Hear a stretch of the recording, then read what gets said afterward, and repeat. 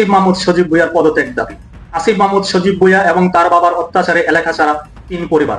তারই পরিপ্রেক্ষিতে এলাকাবাসী আজকে বিক্ষোভ মিছিল করেছে, আসিফ মাহমুদ সজীব ভুঁইয়ার পদত্যাগ দাবি করেছে। খুব শীঘ্রই ইমার্জেন্সি গভর্নমেন্ট আসতেছে, মানে জরুরি সরকার। সেই সরকার ইউনূসকে সরিয়ে ক্ষমতা নিয়ে নিবে। সেই সরকার হাসিনাকে আবার ফিরিয়ে আনবে। শেষ রক্ষা যে হচ্ছে না, এটা ডক্টর মোহাম্মদ ইউনূস উপলব্ধি করতে পেরেছেন। উভয় সংকটে ডক্টর ইউনূস, এইরকম পরিস্থিতিতে ডক্টর মোহাম্মদ ইউনূস বিসর্জন দিয়ে দিয়েছেন যে এই এনসিপি দিয়ে আমার হবে না। বাংলাদেশে একটা হাওয়া বদলের ইঙ্গিত আপনিও টের পাচ্ছেন কিনা আমি জানি না, নিশ্চয়ই টের পাচ্ছেন। মানে কি এমন হঠাৎ করে ঘটে গেল যে সকলে সমস্বরে বাংলাদেশের বীর বিক্রম ছাত্র নেতাদের নানা গুণপনা নিয়ে সোচ্চার হয়ে উঠলেন। বলতে বাধ্য হচ্ছে এই সরকার সম্পূর্ণভাবে একটা ধান্দাবাজ সরকার। এই সরকারের কপালে দুর্গতি অনেক বেশি, জনগণের কষ্টে জনগণের ভোগান্তি আরো বাড়াবে। আমেরিকানরা বলে দিয়েছে ইউ আর ফায়ার। দর্শক, দেশ পূর্বার দূরে কিংবা কাছে যারা এই মুহূর্তে দেখছেন, আশা করি সবাই ভালোই আছেন। দর্শক, নতুন একটা ভিডিওতে আপনাকে স্বাগতম। প্রিয় দর্শক, উপদেষ্টা আসিফ মাহমুদ সজীব ভুঁইয়া এবং তার বাবাকে কেন্দ্র করে উত্তাল কুমিল্লা মুরাদনগর। দর্শক মণ্ডলী, সেখানে বিক্ষোভ মিছিল করা হয়েছে উপদেষ্টা আসিফ মাহমুদের পদত্যাগ চেয়ে। তো প্রিয় দর্শক, আপনি কি চান? এত বিতর্কের পরও কি উপদেষ্টা আসিফ মাহমুদের উপদেষ্টা পদে থাকা উচিত নাকি না? দর্শক মণ্ডলী, আপনি যদি মনে করেন উপদেষ্টা আসিফ মাহমুদের পদত্যাগ করা উচিত, তাহলে অবশ্যই কমেন্ট করে জানিয়ে দিন। প্রিয় দর্শক, এছাড়াও একজন বিশ্লেষক তিনি বলেছেন যে উভয় সংকটের মধ্যে ডক্টর মোহাম্মদ ইউনূস, এই পরিস্থিতিতে এসে ডক্টর মোহাম্মদ ইউনূস এনসিপিকে বর্জন করেছেন। দর্শক, উভয় সংকটে কিভাবে পড়লেন ডক্টর মোহাম্মদ ইউনূস? তাহলে কি এই পর্যায়ে এসে ডক্টর মোহাম্মদ ইউনূস নতুন কোনো কিছু করতে চলেছেন? এই বিষয়টি নিয়ে তিনি খুবই গুরুত্বপূর্ণ আলোচনা করেছেন। তো দর্শক, আমি আর কথা বাড়াবো না, চলুন সেই কাঙ্ক্ষিত ভিডিওগুলি দেখে আসি। তবে তার আগে বলবো, যারা এখনও আমাদের চ্যানেলটিকে সাবস্ক্রাইব করেননি, অবশ্যই চ্যানেলটিকে সাবস্ক্রাইব করে রাখবেন। আর যারা সাবস্ক্রাইব করে রেখেছেন তাদেরকে অসংখ্য ধন্যবাদ। তো চলুন একটা লাইক দিয়ে আমরা বিস্তারিত ভিডিও দেখে আসি।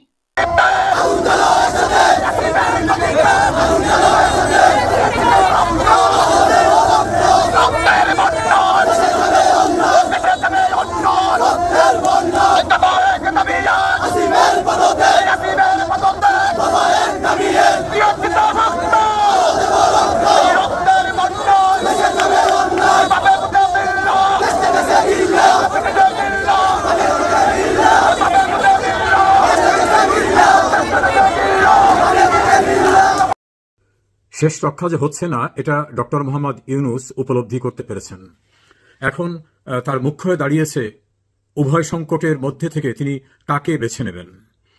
এনসিপি নামক যে রাজনৈতিক দলটি জন্ম থেকেই মৃত্যুর দিকে ঢলে পড়ল, বিশেষ করে এনসিপির প্রধান যিনি, নাহিদের বাবার অফিস খুলে চাঁদাবাজি করা, কমিশন নেওয়া, আসিফ মাহমুদ সজীব ভুঁইয়া যিনি সবচেয়ে পাওয়ারফুল মিনিস্ট্রি, দুটো মিনিস্ট্রির দায়িত্বে, তার এপিএস এর অর্থ কেলেঙ্কারি, নিজে এয়ারপোর্টে আর্মস নিয়ে যাওয়া এবং বিভিন্নভাবে তার তদবির বাণিজ্য, এলাকায় সন্ত্রাস করায়, কুমিল্লায় ব্যাপক শত শত মানুষ স্লোগান দিয়ে তার পদত্যাগ দাবি করছে এবং খুব খারাপ ভাষায় স্লোগান দিয়ে বলছে বাপে পুতে মিল্লা দেশটা খাইল গিল্লা। এবং এলাকায় একজন শিক্ষয়িত্রীর গগনবিদারী যে আর্তনাদ, সেখানে যে নির্যাতন, সেখানে যে হত্যাকাণ্ড, তার জন্য আসিফ মাহমুদ সজীব ভুঁইয়াকে অভিযুক্ত করা হচ্ছে। জামাতে ইসলামের প্রিয়ভাজন হওয়ার জন্য এমন মন্তব্য করলেন যে মানুষ সিসি করতেছে, তার নাম উচ্চারণ করে থুতু দিচ্ছে। তিনি বলছেন শেখ হাসিনা এত খারাপ কাজ করেছে যে ৭১ এটা ঘটে নাই। আসলে উনি বুঝতে পারছেন না, উনি সবকুল হারা। ওই বাংলা ফোক গানে আছে একুল অকুল দুকুল হারা, উনি সেরকম অবস্থায় গেছেন। শুধু এই ক্ষেত্রে না, পদযাত্রা করতে গিয়ে দেখলাম ময়মনসিংহে তাদের সবচেয়ে ডাক সাইডের কথা যিনি বলেন, হাসনাত আবদুল্লাহ, তিনি নাকি ধাওয়া খেয়ে ফেসবুকে দেখলাম বলছে দৌড় প্রতিযোগিতায় ছিলেন, এখন তিনি হসপিটালে। গাজীপুরে মাস্তানি করতে গিয়ে সেখানে তিনি আহত হয়েছেন। তিনি বলতেন যে আমাকে কেউ ভয় দেখাবেন না, চোখ বড় করে। গোপালগঞ্জে দেখলাম জীবন বাঁচাবার ভয়ে, জীবন রক্ষার তাগিদে দৌড়ঝাঁপ করে তিনি সেনাবাহিনীর একটা নিরাপদ যানের ভিতর ঢুকলেন এমনভাবে যে তাকে কেউ ভয় দেখাবেন না, তিনি কোনো ভয় পান না। এই অবস্থাটার সেখানে অবশিষ্ট থাকলো না। সার্জিস আলম, তার বাড়ির চেহারা চিত্র একাধিক ভিডিওতে সংবাদ মাধ্যমে এসেছে এবং তিনিও এই ক্ষমতায় অবস্থায় পৌঁছবার আগে বারবার বলছেন আমার হাতে টাকা নাই, আমাদের পকেটে এই কয়টা থাকে না। এখন তাদের যে অবস্থান, সেই অবস্থান দেখে তাদেরই যারা সহযোগী, আম জনতা পার্টির এক নেতা এবং যারা ইনকিলাব মঞ্চ, তারা বিভিন্নভাবে তাদের চরিত্র তুলে ধরছেন। এইরকম পরিস্থিতিতে ডক্টর মোহাম্মদ ইউনুস বিসর্জন দিয়ে দিয়েছেন যে এই এনসিপি দিয়ে আমার হবে না। সব মিলিয়ে একটি ভয়ঙ্কর পরিস্থিতির ভিতর পড়েছেন এই শিবির। তারা এখন কি করবেন দিক খুঁজে পাচ্ছেন না। বিএনপির কথা শুনবেন নাকি জামাত ইসলামের কথা শুনবেন? অন্যদিকে তার যে বড় বড় রাষ্ট্র যারা তাকে বিভিন্নভাবে সাহায্য করতো, আমেরিকা সহ অন্যান্যরা, তাদের নাকি মোহ কেটে গেছে ওনার উপরে, তারা এখন আর সাড়া দিচ্ছেন না। তিনি তাদের পরামর্শ নেওয়ার জন্য বাংলাদেশস্থ হাইকমিশনে বিভিন্ন জায়গায় ধর্ণা দিচ্ছেন, ভালো রেসপন্স পাচ্ছেন না। উনি খুব সংকটের ভিতর থেকে ফ্যাকাশে মুখ করে বিভিন্ন রকম আলাপ আলোচনা করেও কোনো সমাধানে আসতে পারছেন না। ওনার ভাতিজা ডেপুটি প্রেস সেক্রেটারি অপূর্ব জাহাঙ্গীর এবং তার যারা একান্ত ঘনিষ্ঠ, তাদের নিয়ে ক্লোজ ডোরে নাকি মিটিং করে বলতেছেন যে এই সংকট উত্তরণের উপায় কি। এই উভয় সংকটের ভিতর উনি আছেন। উনি বুঝতে পারেন নাই বাংলাদেশ নামক রাষ্ট্রেতে উনি কোনদিন রাজনীতি করেন নাই, ওনার কোনো অবদান নাই, উনি 5 টাকার কোনো সাহায্য এই দেশকে করেন নাই।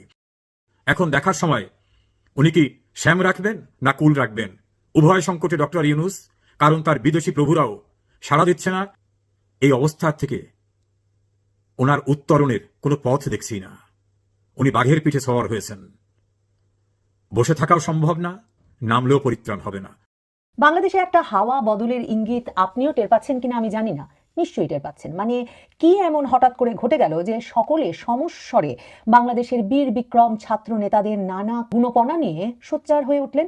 মানে উমামা ফাতেমা, বৈষম্য বিরোধী ছাত্র আন্দোলনের সেই নেত্রী, যিনি প্রায়শই জাতির বিবেক হিসেবে ফেসবুক লাইভে আসেন বা ফেসবুকে এমন স্ট্যাটাস দেন যে তখন জাতীয় সংবাদপত্রগুলো তার বক্তব্যকে পুঁজি করে বা তার বক্তব্যকে ধরে নানা রকম হতাশার কথা প্রকাশ করেন যে এই যে দেখুন বীর বিক্রমদের ঘনিষ্ঠ জনই বলছেন এসব ঠিক হচ্ছে না, ওসব ঠিক হচ্ছে না। কিন্তু আপনিও জানেন আমিও জানি যে আমরা অন্তত 1 বছরের মধ্যে এই নেতৃবৃন্দ, মানে যাদেরকে আমাদের পরিচয় করিয়ে দেওয়া হয়েছে গত জুলাই আগস্টের আন্দোলনের পর বাংলাদেশের বীর বিক্রম ছাত্র নেতা হিসেবে, তারা যে কি সব অপকর্ম করে বেড়াচ্ছেন, কত রকমের চাঁদাবাজি, খুন খারাপি, লুটপাট এসবের সঙ্গে নিজেদেরকে যুক্ত করে ফেলেছেন, সেটা কোনোভাবেই প্রকাশ্যে বলা সম্ভব হচ্ছিল না বাংলাদেশের সংবাদ মাধ্যমগুলোর পক্ষে। বিভিন্ন সামাজিক যোগাযোগ মাধ্যমে এই ছাত্রনেতারা এবং তাদের বাবাদের ভাইদের নানা রকম গুণপনার খবর প্রকাশ পেলে যদি সেই ছাত্রনেতারা নিজেই ফেসবুকে বলতেন যে এটা আমরা করিনি বা আমাদের নামে কুৎসা রটনা হচ্ছে, তখন সেই অংশটুকু জাতীয় সংবাদ মাধ্যমগুলোতে প্রকাশ পেলে মাঝে মাঝে জানা যেত। কি ভয়াবহ ব্যাপার ঘটে গেছে বাংলাদেশে দেখুন। সামাজিক যোগাযোগ মাধ্যম তো গত কয়েকদিনে উত্তাল নানা ঘটনায় বটেই, এর মধ্যে বাংলা ভিশন, বাংলাদেশের একটি শীর্ষস্থানীয় টেলিভিশন চ্যানেল, তারা আসিফ মাহমুদ সজীব ভুইয়ার বেপরোয়া বাবা এই শিরোনামে তারা একটা ভিডিও চিত্র ছেড়ে দিয়েছে অনলাইনে। মানে এখন অনেকেই বলছেন যে যেহেতু মেয়র হতে পারেননি বিএনপি নেতা ইশরাক হোসেন, আর ইশরাক হোসেন যেহেতু বাংলা ভিশনের মালিক, তাই উপদেষ্টার বিরুদ্ধে এমন প্রচারণা চালানো হয়েছে। আসিফ মাহমুদও সেরকম একটা ফেসবুক পোস্ট দিয়েছেন, সার্জিস আলমও দিয়েছেন, কিন্তু কেউ বিশ্বাস করছেন না, কারণ যা ঘটনা প্রবাহ তুলে ধরেছে বাংলা ভিশন তার সেই ভিডিও চিত্রে, তাতে পরিষ্কার কুমিল্লার মুরাদনগরে কি ভয়ের আর ত্রাসের রাজত্ব কায়েম করেছেন আসিফ মাহমুদের বাবা। আসিফ মাহমুদ সজীব ভুইয়া দেখেন কয়দিন আগে AK-47 এর গুলি নিয়ে ধরা পড়লেন বিমানবন্দরে, তাতে তাকে কোনো জিজ্ঞাসাবাদ বা কোনো আইনি পদক্ষেপের সম্মুখীন হতে হয়নি, কারণ দেশটা কারো বাপের নয়, তাদের বাপের। এই কথা বলতেই তো তাদের আন্দোলন। তো সেই কথা বলে তারা যখন ক্ষমতায় এসেছেন, এরপর মোটামুটি 1 বছর ধরে বাংলাদেশের মানুষ ভেবেছে যে এরা এত বড় বীরত্বের পরিচয় দিয়েছেন রাজপথে, কাজেই এদেরকে কিছু মৃদু লুটপাট তো করতে দেওয়াই উচিত। এই মৃদু লুটপাট 1 বছরে এসে ঠেকেছে পাথর দিয়ে থেতলে মানুষ খুনের সঙ্গে জড়িত ব্যক্তিদেরকে ছত্রছায়ায় রাখা থেকে শুরু করে নানা রকম অপকর্মে। বাংলা ভিশনের ওই ছবিতে কুমিল্লার মুরাদনগরে কিন্তু পুরান ঢাকায় যে ঘটনা ঘটেছে তার চেয়ে ভয়াবহতম ঘটনা ঘটেছিল পুরান ঢাকার ওই পাথর দিয়ে থেতলে এক ব্যক্তিকে প্রকাশ্যে খুনের আগে।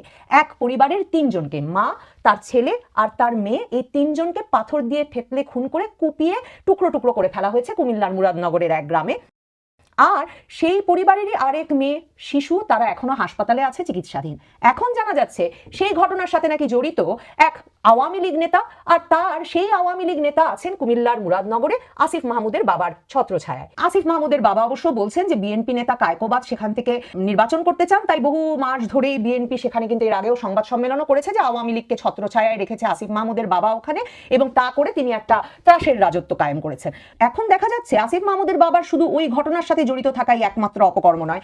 আসিফ মাহমুদের বাবা একটা আকুবপুর নামক এক গ্রামের পাবলিক উচ্চ বিদ্যালয়ের প্রধান শিক্ষক ছিলেন। 4-5 বছর আগে তার চাকরি গিয়েছিল, সেখান থেকে তিনি কোনো যথাযথ কাগজপত্র না দেখিয়ে 5 লাখ টাকার মতো নাকি হাতিয়ে নিয়েছিলেন। কি গুণী প্রধান শিক্ষক দেখুন।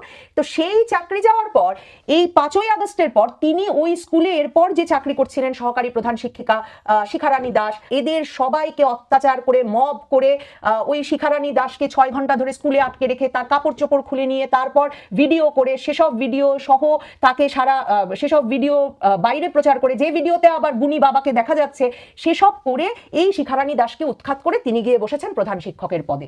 ভাবা যায় গ্রামের স্কুলের প্রধান শিক্ষক, সে কি ভীষণ গুণী।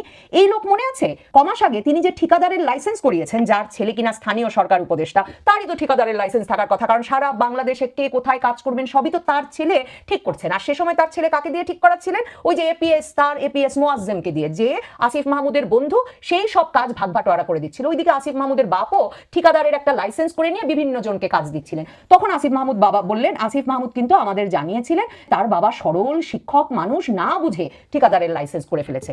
তো এখন সেই সরল শিক্ষক বাবা কেমন সরল আর বাপ কেমন সরল হলে ছেলে এমন চালিয়াত হতে পারে যে 1 বছরে মানে ঢাকা বিশ্ববিদ্যালয়ে পড়া একটা ছেলে, সে এখন AK-47 এর গুলি ভুল করে পকেটে নিয়ে বিদেশ পাড়ি দিতে চায় আর বাড়িতে AK-47 রাখে। তাহলেই বুঝুন এই হচ্ছে অবস্থা।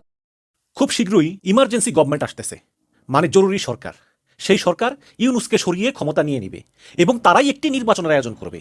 এবং সেই সরকার এই ইউনুসের মতো হাসিনার উপরে এত কঠোর হবে না। সেই সরকার হাসিনাকে আবার ফিরিয়ে আনবে এবং হাসিনা ফিরে এসে গোপালগঞ্জে বসে রাজনীতি করবে। আওয়ামী লীগের লোকেরা গেরিলা প্রশিক্ষণ নিচ্ছে, তারা সীমান্তের বিভিন্ন জায়গায় এবং গোপালগঞ্জের গোপন স্থানে অস্ত্রের ট্রেনিং নিচ্ছে। বঙ্গবন্ধু গেরিলা বাহিনী হচ্ছে। বঙ্গবন্ধুর মৃত্যুর পরে কাদের সিদ্দিকী যেমন ভারতে পালিয়ে থেকে যুদ্ধ করেছেন সীমান্তে, সেই রকম বাহিনী হচ্ছে। শীঘ্রই আওয়ামী লীগ এসে পড়বে। শেখ হাসিনা খুবই দৃঢ়।